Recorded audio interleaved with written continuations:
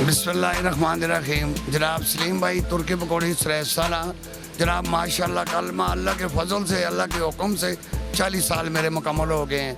इसका बुनियादी मसला ये है जनाब कि मैंने जितना काम भी किया है बड़ी ईमानदारी नाल किया है और इंशाल्लाह अच्छी क्वालिटी साफ़ सफाई माशाल्लाह तो उस वजह से अल्लाह पाक ने बरकत पाई। तो देखो माशाल्लाह मैं इतना पीरियड कटे और माशाल्लाह 40 साल अल्लाह के फजल से हो गए।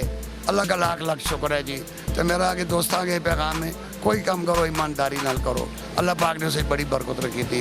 मैं तो सामने हाँ सलीम भाई तुर्की पकौड़े सरायसाला।